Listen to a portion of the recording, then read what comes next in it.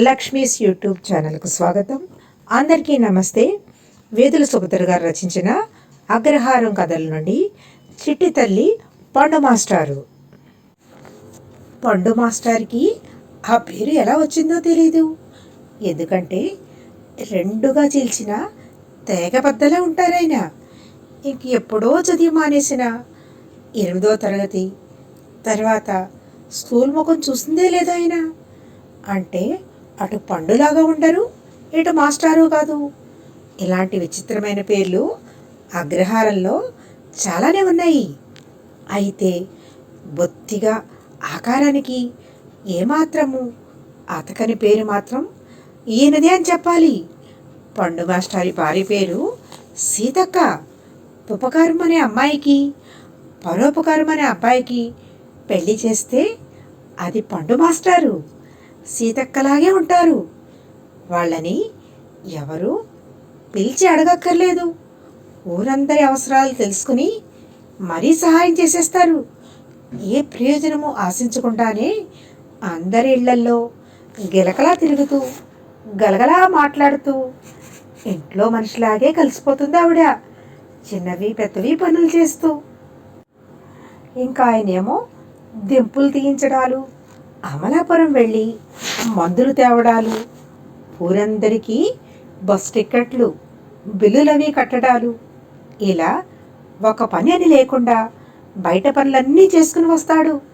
అంతేకాదు, ఏమండి పండు మాస్టారు, మావాడు రాజమండ్రి పరీక్షకు వెళ్ళాలి అని ఎవరైనా అనగానే దగ్గరుండి తీసుకెళ్ళి రాయించి తీసుకొస్తాడు.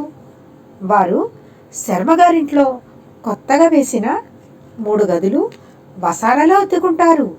అద్దె టంచనుగా ఇచ్చేస్తారు. ఉండనివ్వండి పండు మాస్టారు అన్నా సరే, అమ్మమ్మ రుణం ఉంచుకోకూడదు అంటూ. మరి ఊరందరికీ ఇంత చేస్తున్నారు, మీ రుణం మాట ఏమిటి అంటే, దానికి రుణం ఏంటండి, ఏదో మనుషులమే పుట్టినందుకు తోటివారికి చేసే సాయం కదా అంటారు గొప్ప వేదాంతిలా. పొద్దున్న సాయంత్రము కొట్లో పద్దులు చూస్తారాయన. మిగిలిన సమయంలో సంఘసేవే ఆయనకి పెద్ద వ్యాపకం. శర్మగారి ఆఖరు కూతురు చిట్టి తల్లి. పెద్దవాళ్ళవి కులదేవతలవి పేర్లన్నీ పెద్ద పిల్లలందరికీ పెట్టేసిన శర్మగారికి ఈ ఆఖరి పిల్లకి పేరు పెట్టడానికి ఏమీ తట్టలేదు.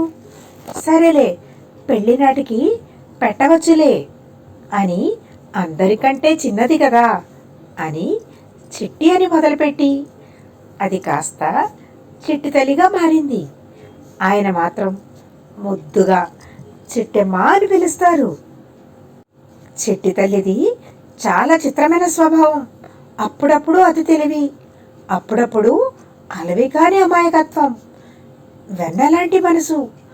అందరికంటే ఆఖరిదవ్వడంతో విపరీతమైన గారం. దానివల్ల వచ్చినవే పెంకితనం. తనన్నమాట చెల్లాలనే మంకుతనం. ఒక్కసారి ఆ పిల్ల మనసులో ఏదైనా పడిందంటే అది మార్చడం భ్రమ వల్ల కూడా కాదు. చిన్నప్పటి నుంచి బడికెళ్ళడం అంటే చిరాకు చిట్టికి. చక్కగా నున్నగా జడ వేసుకొని పూల జడలు కుట్టించుకోవడం, తోటి పిల్లలతో చేరి ఆడుకోవడం ఇష్టం. అతి కష్టం మీద 2 ఏళ్ళు వెళ్ళిందేమో ఊరిలోని చిన్నబడికి. తర్వాత వారానికి 4 రోజులు కడుపు నొప్పో కాలు బెడుకో వచ్చేసేది, మానేసేది. శర్మగారు పోనీలండర్రా, ఇప్పుడు అదేమైనా ఉద్యోగాలు చేయాలా ఊళ్ళేలా అని కొడుకులకే చెప్పి చిట్టిని వెనకేసుకు వచ్చేవారు. అలా 3వ క్లాసులో ఆమె చదువు అటకెక్కింది. ఇంట్లో పని చెయ్యాలంటే తగని విసుగు చిట్టికి. అమ్మ చెప్పినా వదిలేమైనా పని చెప్పినా ఎలాగైనా సాగదీసి చివరకు వాళ్లే చేసుకునేటట్టు చేసేది తప్ప పని ముట్టుకునేది కాదు. ఎప్పుడో పున్నానికో అమావాస్యకో తప్ప బొమ్మల పెళ్ళిళ్ళు చేయడం చిట్టికి చాలా ఇష్టం. అమ్మనో వదిననో అడిగి తాయిలాలు దండిగా పట్టుకెళ్ళేది. సావడంతా కడిగేసి ముగ్గులు వేసేవారు చిట్టి ఆమె స్నేహితురాళ్ళు. తర్వాత పుచ్చిపోతుందని పారేసిన పీట తెచ్చి దానిమీద బొమ్మలు కూర్చోబెట్టేవారు.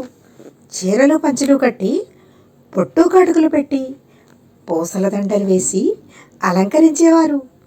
పిల్లను తీసుకొచ్చేటప్పుడు బంగారు బొమ్మ రావేమే పాట, మంగళసూత్రం, తలంబ్రాలు జరిపేటప్పుడు శ్రీ సీతారాముల కళ్యాణము చూతమురారండి పాట, పెళ్ళయ్యాక హాయి హాయిగా ఆలు మగలై కాలం గడపండి అని సమయానికి తగ్గ పాటలు పాడి డాన్స్ చేసేవారు.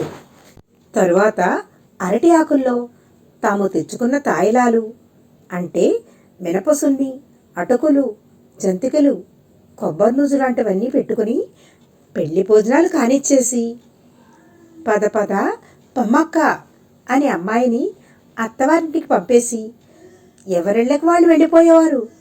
ఈ ఆట అంటే చిట్టికి తన స్నేహితురాలు వరానికి చాలా ఇష్టం.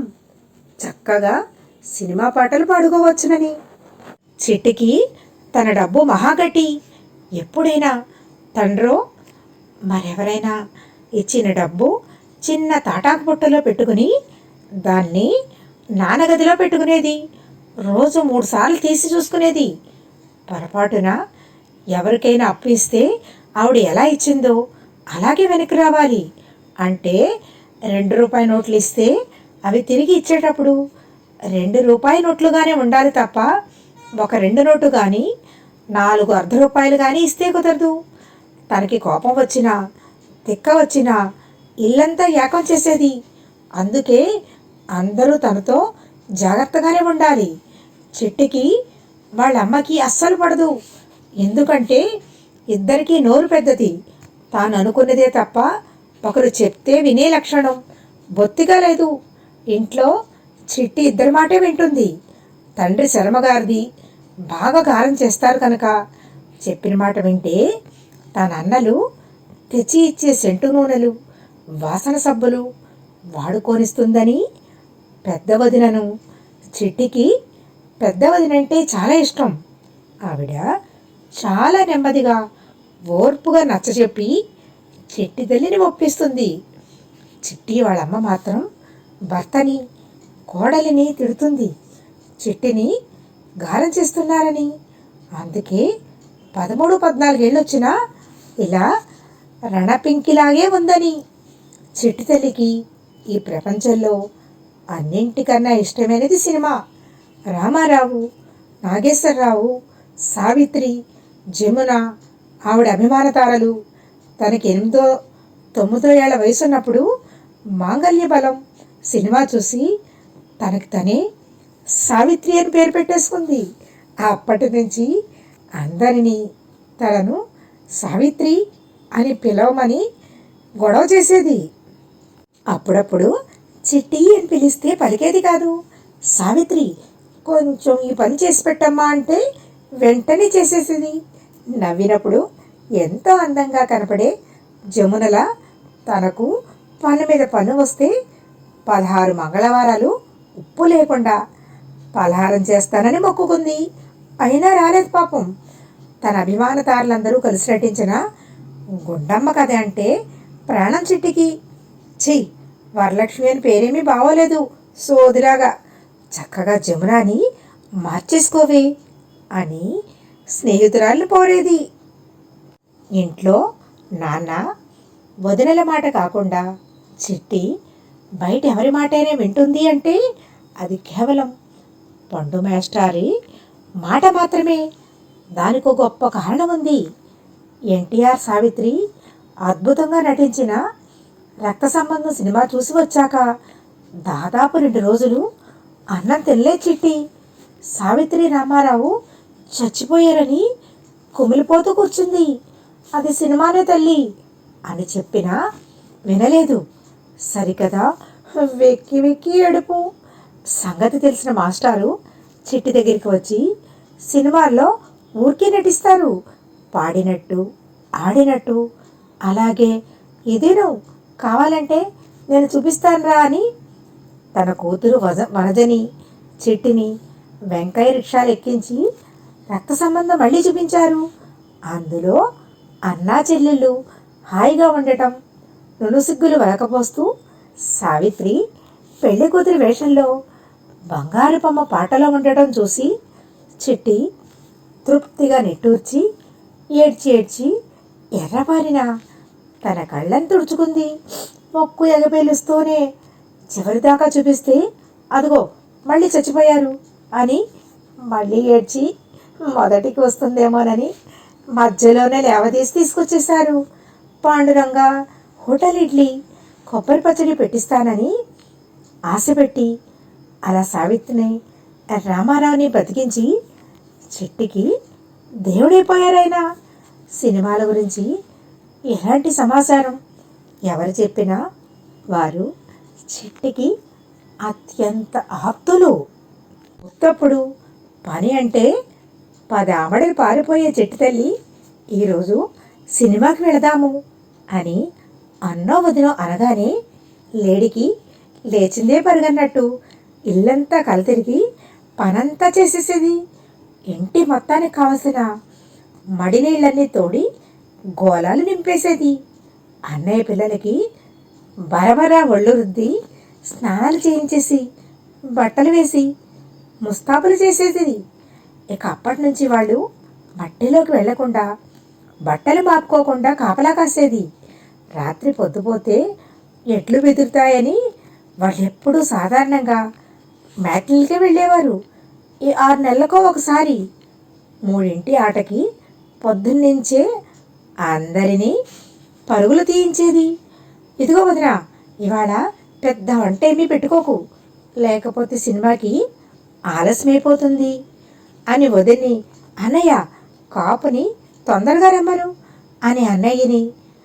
ఇలా 10 తయారైపోయి ఇంకా వంట అవ్వలేదా, ఇలా అయితే మనం బయలుదేరినట్టే అని విసుక్కునేది. 11 వంట అవ్వగానే పిల్లలందరికీ అన్నాలు పెట్టేసి చేతులు మూతులు కడిగేసి మండవాలోకి కాళ్ళు వెళ్లాడేసి వరుసగా కూర్చోబెట్టేది. కదిలితే సినిమా కథ చెప్పను, మధ్యలో అర్థం కాక అడిగితే అని వాళ్ళని బెదిరించేది. తను గబగబా 4 ముద్దలు తినేసి కాగితం పట్లల్లో జంతికలు మిఠాయి ఇలా ఇంట్లో ఏది ఉంటే అది కట్టేసేది. సినిమాలో తినడానికి మరచెంబు నిండా నీళ్ళు నింపేది తల్లి కోసం, లేకపోతే ఆవిడ తిడుతుందని. అప్పుడు వచ్చేవాడు కాపు, ఇంకా అతని మీద ఉండేది చిట్టి విసురు. తొందరగా అన్నం తిని బండి కట్టేసేయి అని అతన్ని తొందర పెట్టేది. నువ్వు ఇలా నిక్కి నిలిగి పనిచేస్తే అన్నయ్యకి చెప్పి పనిలోంచి తీయించేస్తాను, ఏమనుకున్నావో, అవతల టైం అయిపోతుంది అని గొడవ పెట్టేది. స్నేహితురాలు వరలక్ష్మి దగ్గరికి వెళ్ళి చెప్పేసి వచ్చేది, సినిమాకి వెళ్తున్నాం, బండి ఖాళీ లేదు, లేకపోతే నిన్ను రమ్మందును అనేది కూడా. తనే మొదటగా చూడాలన్నది అసలు కోరిక. బండి ప్రయాణం ఆలస్యమవుతుంది, ముందరే వెళ్ళి కూర్చుంటే మంచిది. 12:30కే అందరినీ లేవదీసేది. ఇంత సినిమా పిచ్చేమిటే నీకు అని తల్లి ఎప్పుడు కోప్పడేది. ప్రతి సినిమా ప్రయాణం ఇలాగే సాగేది చిట్టితో.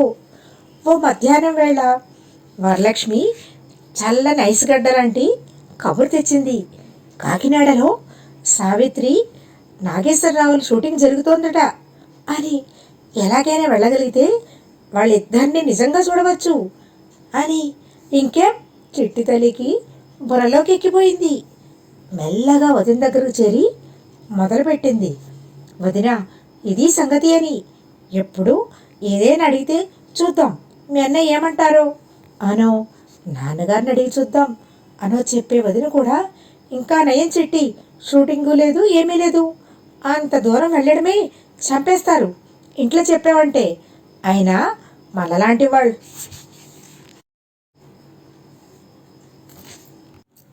వెళ్ళరు అవన్నీ చూడటానికి, అక్కడంతా పోకిరి వాళ్ళు ఉంటారు అని నచ్చ చెప్తూనే గట్టిగా కుదరదని చెప్పేసింది. వదిన అంత గట్టిగా చెప్పిందంటే ఇంకా కష్టమే అని తెలిసిపోయింది చిట్టి తల్లికి. అయినా చివరి ప్రయత్నంగా రావులపాలెంలో మీ దొడ్డమ్మ ఉంటుంది కదా, ఆవిడ ఇంటికి వెళ్ళి అక్కడి నుంచి చడి చప్పుడు లేకుండా షూటింగ్ కూడా చూసి వచ్చేద్దాం అంది. చాలే, ఇప్పుడు మా దొడ్డమ్మని చూసే పనేమీ నాకు లేదు. ఇంట్లో ఎవరు లేకుండా మనిద్దరం అలా ఎలా వెళ్తాం? ఇంకా మాట్లాడకు దీని గురించి అంది వదిన కోపంగానే. చిట్టి ఏడ్చినా అన్నం మానేసిన కరగలేదు వదిన.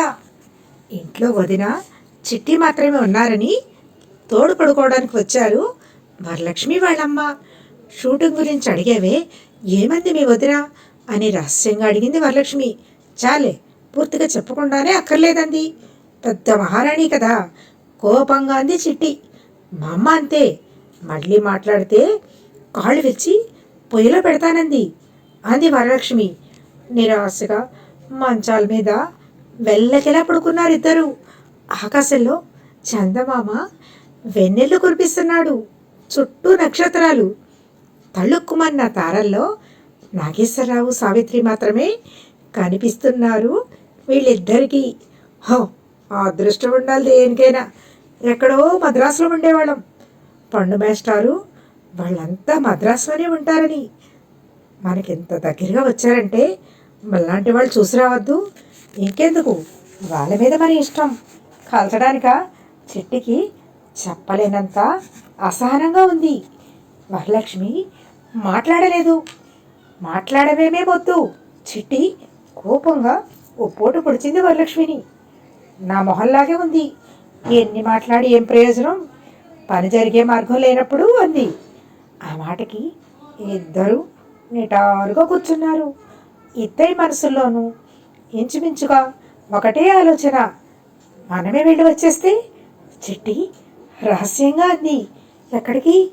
ఏదో పెరట్లోకి వెళదాం అనంత సులువుగా అంటున్నా చిట్టిని చూసి కళ్ళు పెద్దవి చేసి అంది వరలక్ష్మి. ఎక్కడికేమిటే నీ మొహం, కాకినాడ. తెల్లవారికట్ట ఎవరూ లేవకుండా బయలుదేరుతాం. అమలాపురం వెళ్ళి బస్సు ఎక్కి కాకినాడలో దిగి షూటింగ్ చూసేసి మళ్ళీ అక్కడ బస్సు ఎక్కేసి అమలాపురం వచ్చి సాయంత్రానికల్లా ఇంటికి వచ్చేద్దాం అంది. వరానికి ఇది మనసులో బాగానే ఉన్నట్టు అనిపించినా భయం వేసింది. ఆ ఆలోచనకే గొంతు పొడారిపోయింది. మంచినీళ్ళు అంది. నువ్వు ఎదురుగుండవే వరం, నువ్వు వస్తావా? నన్ను ఒక్కరిని వెళ్ళమంటావా? అప్పటికప్పుడు చిట్టి మనసులో ప్రణాళిక రూపుదిద్దేసుకుంది. మంచినీళ్లు తాగి మనం ఎప్పుడు అమలాపురం దాటి అవతలికి వెళ్ళలేదు. బస్టాండ్ ఎలా ఉంటుందో కూడా సరిగ్గా తెలీదు. ఎలా వెళ్తామే అంత దూరం అంది వరం. మనం అనకు, నేను బస్టాండ్ చూశాను, అది కూడా 2 సార్లు. ఒకసారి దూరం నుంచి నేను మా వదిన వాళ్ళ పుట్టింటికి గుర్రబండిలో వెళ్తున్నప్పుడు, ఇంకోసారి మా ఢిల్లీ అక్కని బస్సు ఎక్కించడానికి వెళ్ళినప్పుడు అంది. ఓహో, అయితే నీకు తెలుసన్నమాట, అయితే పర్వాలేదులే అంది వరం మెత్తమడుతూ. మరి డబ్బో అంది. నీకన్నీ అనుమానాలేవే, నా బుట్టలో ఉన్నాయి కదా అంది చిట్టి. అక్కడెక్కడ ఉంటాం? కొడుతుందేమో నన్ను అనుమానంతో అడిగింది వరం. మనమేమి అక్కడ రోజుల తరబడి ఉండటం లేదు, రేపు సాయంత్రానికల్లా వచ్చేస్తాం కదా అంది చిట్టి కోపంగా. అవుననుకో, మరి తిండో అంది. ఏం, ఒక్క పొట్ట తినకపోతే చస్తామా? అయినా సావిత్రిని నాగేశ్వరరావుని చూశాక మనిషి అన్నవాడికి ఎవరికైనా అసలు ఆకలిస్తుందా? కావలిస్తే దారిలో కొనుక్కోవచ్చులే అంది. ఇంకా అడగడానికి తోచలేదు వరానికి. కాసేపు ఇద్దరూ మాట్లాడలేదు.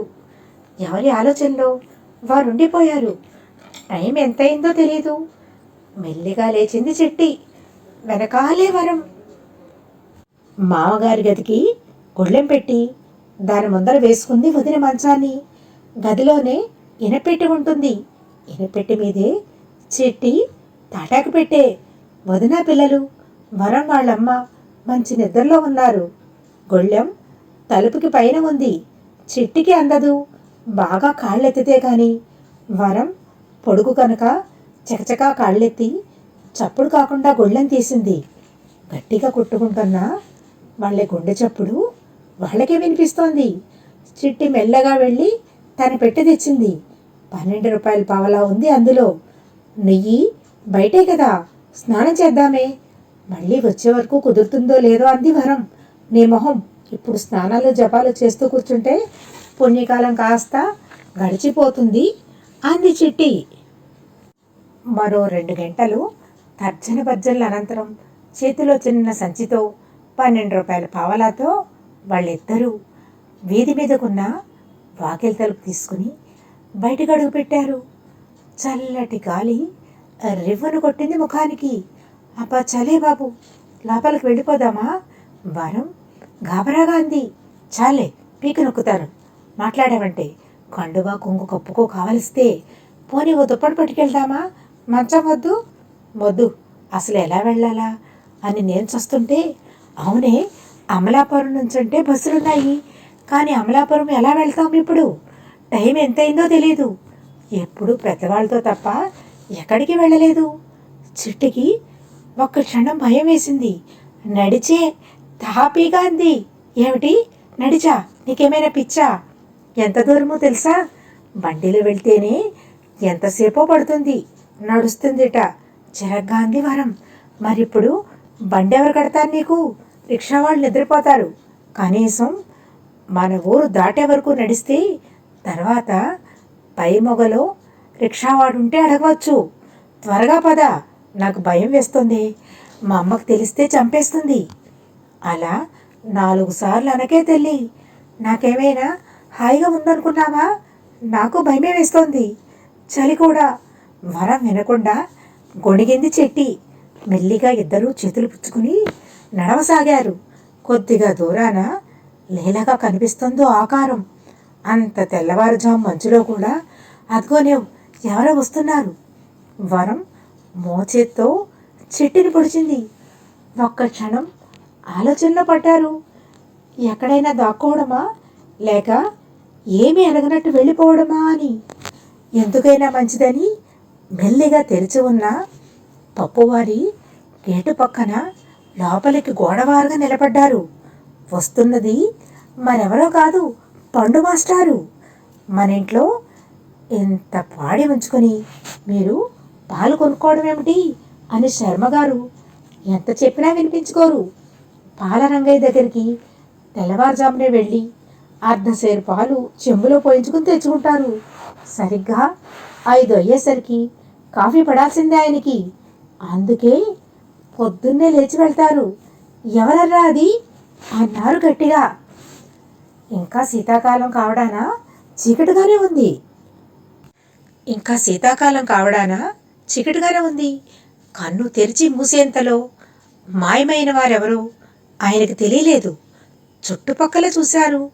లోపలికి వెళ్ళిన పిల్లలిద్దరూ గేట్ మోయడంతో అక్కడ చూడలేదు. పొరపాటు పడ్డానేమోనని పండు మాస్టారు ఇంటివైపు దారి పట్టారు పాల చెంబుతో సహా. బ్రతుకు జీవుడా అని చప్పుడు చేయకుండా గేటులోంచి బయటికి వచ్చారు. మెల్లగా నడక ప్రారంభించారు. ఇంకా అమలాపురం సగం దూరంలో ఉండగానే ఆయాసం దానితోటే నీరసం ముంచుకొచ్చాయి. ఎప్పుడు ఆకుచాటు పిందెల్లా పెరిగిన పిల్లలు గట్టిగా బడికైనా వెళ్ళిన వాళ్ళు కారు. ఇదేమిటి పాపు, ఎంత దూరం ఉంది? చిట్టి అంది. మరేం, నేను చెప్తే విన్నావు? వరం రాగం తీసింది. సరేలే, అక్కడొక రిక్షా అతను ఉన్నట్టున్నాడు, లేపుతాన్రా. కొద్దిగా రిక్షా కుదిపి గంట కొట్టి లేపితే లేచాడు ఆవలిస్తూ. పొట్టి పరికిణీలు పోనీలు వేసుకుని తల్లో నాగరంతో సహా తగుమాత్రం నగలు పెట్టుకుని చూడగానే పెద్దంటి పిల్లలని తెలుస్తున్న వాళ్ళని చూసి ఒక్క క్షణం ఆశ్చర్యపోయాడు. ఏంటండే, ఎక్కడికి వెళ్ళాలేటి అన్నాడు తలపాగా తీసి భుజాన వేసుకుంటూ. అమలాపురం బస్టాండ్కి వెళ్ళాలి అంది వరం. సరే అలాగే, 30 ఇప్పించేయండి మరి అన్నాడు. ఒసే, ఇక్కడ 30 ఇస్తే మరి అక్కడి నుంచో టిక్కెట్ ఎంత ఉంటుందో అంది చిట్టి తల్లి. ఎంతున్నా సరే నేను నడవలేను బాబు అంది వరం. రిక్షా ఎక్కారు ఇద్దరు. బొత్తిగా కిలోమీటర్ దూరానికి ముప్పావల వస్తోందని మంచి హుషారుగా తొక్కుతున్నాడు. వీళ్ళిద్దరికీ మాత్రం నిద్ర చాలక నీరసంగా ఉంది. పైగా రాత్రి భోజనం చేయకపోవడాన ఆకలి వేస్తోంది. బస్టాండ్ దగ్గర దిగారు ఇద్దరు. 30 సార్లు లెక్కపెట్టి ముప్పావల ఇచ్చి పంపేశారు. మరీ ఎక్కువగా కాకపోయినా వచ్చేపోయే బస్సులతో అక్కడంతా సందడిగానే ఉంది. ఒక పక్కన సైకిళ్ళు నిలబెట్టి ఉన్నాయి. భవనంలో ఒక పక్కన చిన్న హోటల్ లాంటిది ఉంది. మరో పక్కన 4-5 దుకాణాలు కట్టేసి ఉన్నాయి. లోపలికి అడుగు పెట్టగానే గుమ్మను కొట్టింది వేడి కాఫీ వాసన. పప్పు రుబ్బుతున్నట్టుగా పత్రం శబ్దం వినిపిస్తోంది. ముందు ఏమైనా తిందామే అంది వరం. ముందు బస్సు ఎక్కడుందో చూడాలి కదా అంది చిట్టి. ఇలాంటి చోటికి ఎప్పుడూ రాకపోవడంతో కంగారుగా ఉంది చిట్టికి కూడా.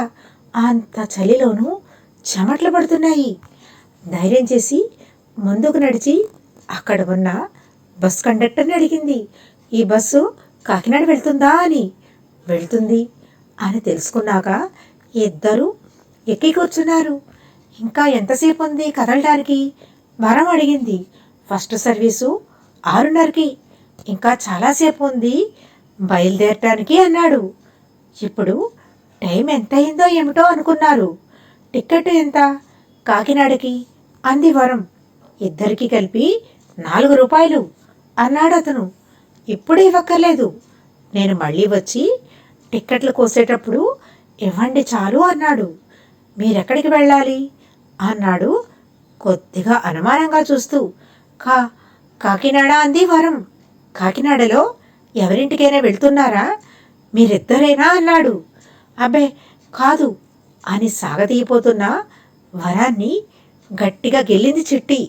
అవును, మా పిన్నిగారింటికి అంది. ఓహో అన్నాడు కానీ గట్టిగా తర్కించలేదు. సరే కూర్చోండి, మేం కాఫీ టిఫిన్ కానిచ్చేసి వస్తాము అన్నాడు. ముందు సీటులో కొనికిపాట్లు పడుతున్న అతను ఈ సంభాషణ విననట్టుగానే విన్నాడు. ఎక్కడమ్మా మీ పిన్నిగారిల్లు అడిగాడు. అతనికి వెళ్ళవాలకం కొద్దిగా అర్థమయ్యింది. అవకాశం రాకే చాలామంది మంచివాళ్లుగా పేరు తెచ్చుకుంటారని నమ్మేవాళ్లలో అతను ఉన్నాడు. అది చిట్టి నసుకుతుంటే వరం కాలేజీ దగ్గర అంది. సావిత్రి నాగేశ్వరరావు కాలేజీలో షూటింగ్ అని మాత్రం గుర్తుంది ఆ పిల్లకి. ఓహో పిఆర్ కాలేజీయా అన్నాడు. అవునేమో అంది చిట్టి కొంచెం భయంగానే. అప్పుడు పూర్తిగా అర్థమయ్యింది అతనికి సంగతి. మీకేం పర్వాలేదు, దారి తెలియకపోయినా నేను తీసుకువెళ్తానుగా, నా కూడా ఉండండి చాలు అన్నాడు. వరం సంతోషంగాను చిట్టి సంశయంగాను తల ఊపారు. మరో 2 సెకండ్లలో వరం అతనికి పూర్తి వివరాలు అందించేసింది. చాలా మంచివాడులా ఉన్నాడంటూ. ఓస్ ఇంతేనా, నేను చూపించి సాయంత్రానికల్లా మళ్ళీ తీసుకొచ్చేస్తాను కదా అన్నాడు. బస్సు బయలుదేరటం లేదు. వేడిగా ఇడ్లీ వాసన మత్తెక్కిస్తోంది ఇద్దరికి. నీరసానికి కళ్ళు మూతల పడుతున్నాయి. ఈ పాటికి చిట్టికి కూడా కొత్త వ్యక్తి మీద కొంత నమ్మకం వచ్చింది. ఆకలిస్తుందా, ఇడ్లీ తింటారా, మీ సీట్లు చూస్తూ ఉంటాను కానీ చప్పును తినేసి రండి అన్నాడు. అమ్మో ఈ లోపల బస్సు వెళ్ళిపోతే అన్నారు ఇద్దరూ ఒకేసారి. పోనీ అలాగైతే 2 రూపాయలు నాకు ఇవ్వు, నేను పొట్లం కట్టించుకొస్తా అన్నాడు అతను. చిట్టి దగ్గర డబ్బుతో ఆటలు సాగమని అతనికి తెలియదు కదా. అమ్మో 2 రూపాయలే, అసలే మా దగ్గర ఉన్నవే 12 రూపాయలు పావలా, రిక్షావాడికి 30 ఇచ్చాము, ఇప్పుడు టిక్కెట్కి 4 రూపాయలు ఇవ్వాలి. ఇంకెంత ముందో ఏమిటో లెక్క తెలియట్లేదు అసలే కంగారుగా అంది చిట్టి. ఏది, నేను చూసి పెట్టి టిఫిన్ కొనుక్కొస్తాను కదా ఇలా తే అన్నాడు అనునయంగా. మరందుకే బడికెళ్ళమని చెప్పారు మన వాళ్ళు. ఇప్పుడేం చేస్తాం, మనకి తెలియటం లేదుగా లెక్క, అతనికి ఇవ్వు అంది రహస్యంగా వరం. కోడికలు బాగానే చేస్తుంది కానీ తీసివేతలు ఈ జన్మకి వస్తాయా ఈ పిల్లకని నా అనుమానం అని తండ్రితో చెప్పిన మేస్టారు గుర్తు వచ్చారు చిట్టికి. మెల్లిగా చిట్టి తన దగ్గరున్న డబ్బు మూట అతనికి ఇచ్చింది. తీసివేతలు సరిగ్గా చెయ్యనందుకు తనని తనే తిట్టుకుంటూనే, ముందు మీకు వేడిగా ఇడ్లీ తెచ్చి పెడతానుండండి, ఆనక లెక్క చూసుకుందాం అని కండక్టర్ బస్సు వైపు వస్తుండటంతో తొందరపడుతూ బస్ దిగాడు అతను. తిరిగి రాలేదన్న విషయం చెప్పక్కర్లేదనుకుంటా, టైం అయినట్టుంది. కండక్టర్ టిక్కెట్ కోసం వచ్చాడు. ఈ లోపున అతను రాకపోయేసరికి చిట్టికి వరానికి కంగారు మొదలయ్యింది. అమ్మాయిలు కాకినాడ అన్నారు కదా, ఇదిగో 4 రూపాయలు ఇవ్వండి అన్నాడు. దిగాలు పడ్డ ముఖాలతో జరిగిన సంగతి చెప్పారు. బానే ఉంది, పొద్దున్నే ఇందాక చూపించారు కదా డబ్బులు, ఇంతలో ఎలా ఇచ్చారాడికి? టిక్కెట్ లేకుండా ఎక్కించుకోవడం కుదరదు, దిగండి దిగండి అన్నాడు. అసలు సంగతి చెప్పినా వినలేదు.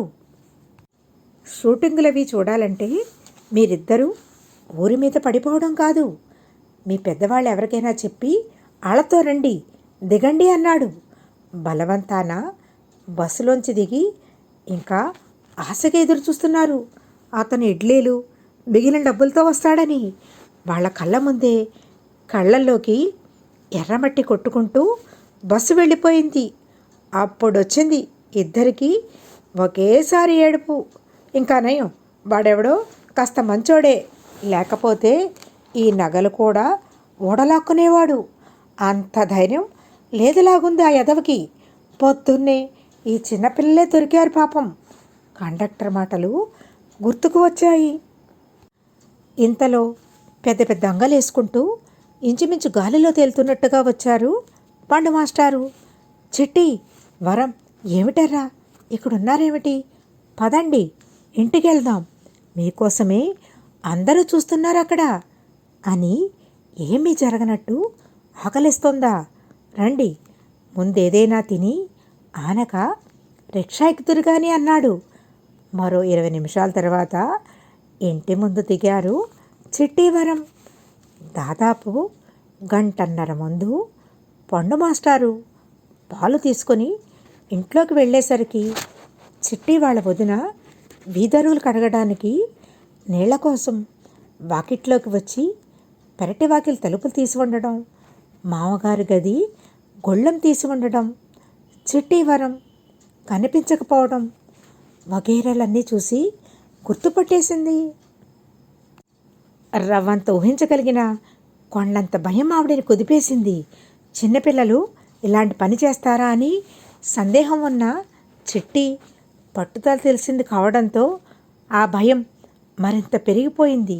కాళ్ళు చేతులు ఆడలేదు ఆవిడకి. తెల్లవారకుండా ఈ పిల్లలిద్దరూ ఎక్కడికి వెళ్ళిపోయారని తలడిల్లిపోయింది. గబగబా వరం తల్లిని లేపి చెప్పింది. హడావుడి సీతక్కకు తెలిసింది.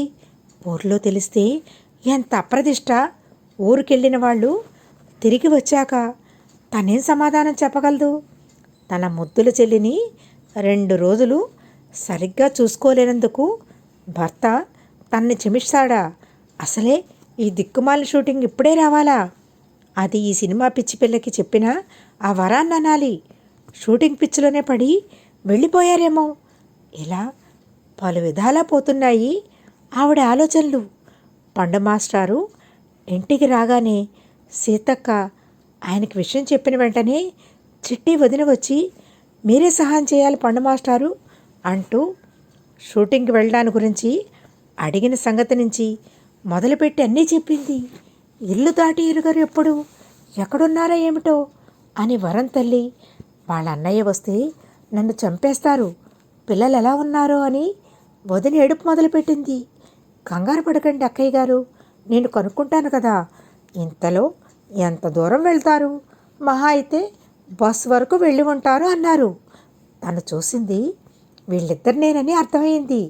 అలా అయినా కాఫీ కూడా తాగకుండా సైకిల్ ఎక్కి అమలాపురం రావడము, కాకినాడ వెళ్ళడానికి బస్సు ఒక్కటే మార్గం కనుక ముందు బస్టాండ్లో చూద్దామని అక్కడ చేరి కాకినాడ బస్సులు ఆగే చోట వెతకపోయే సమయానికి వాళ్ళు ఏడుపు మొహాలతో అక్కడే ఉండటం జరిగింది. ప్రొద్దున్నే రిక్షా దిగుతున్న పిల్లల్ని దగ్గరుండి తీసుకువచ్చిన పండు మాస్టర్ని చూసి ఏమైంది అని ఆరా తీయిపోయిన వాళ్ళందరికీ పండు మాస్టారే సమాధానం చెప్పారు. ఇవాళ షష్ఠి కదండి, మన వరానికి ఈ మధ్య బాగా చెవిలో పోట్లు వస్తున్నాయంటే సుబ్బారాయుడు గుళ్ళో పూజ చేసి పూలు పడగలు పెట్టిస్తానని మొక్కుకున్నారట.